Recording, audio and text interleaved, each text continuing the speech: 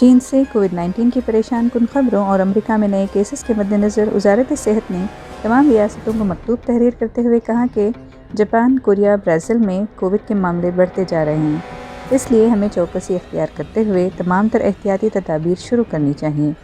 Reports के मुताबिक वजारत के मुतमिद राजेश भूषण ने मकतूब में लिखा है कि कोरोना वायरस की नई शक्लों का पता चलाना, टेस्ट करना और सेहत आम्मा की बरकरारी के लिए इक़दाम करना हमारी तरजीह रहेगी।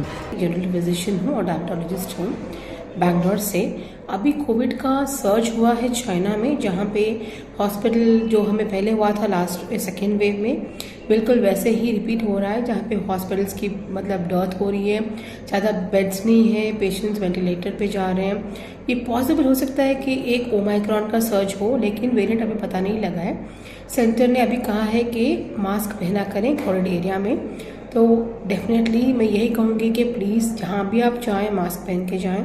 अगर आप कोई क्राउडेड एरिया में हो जहाँ पे बहुत सारे लोग हों, भीड़ भाड़ हो, थोड़ा सा डिस्टेंस मेंटेन करें, अपना मास्क पहने रखें और जितना हो सकता है अपने हाथ को सैनिटाइज करें फ्रीक्वेंटली।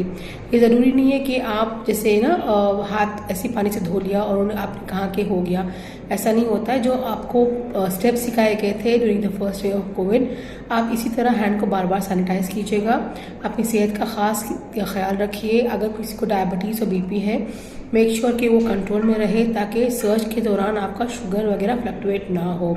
और अगर आपका डायबिटीज़ हाई लेवल पे चल रहा है तो आपको बहुत चांस है कि आपको एक तो इन्फेक्शन हो और बहुत सीवियर हो सकता है। तो अपने शुगर को पहले कंट्रोल में रखिए, न्यूट्रिशन पे ध्यान दीजिए, जितना हो सकता है उतना विटामिन सी डाइट में लीजिए, पानी पीजिए, अपने आप को हाइड्रेटेड रखिए एंड मास्क मत भूलिएगा, ये बहुत इंपॉर्टेंट है।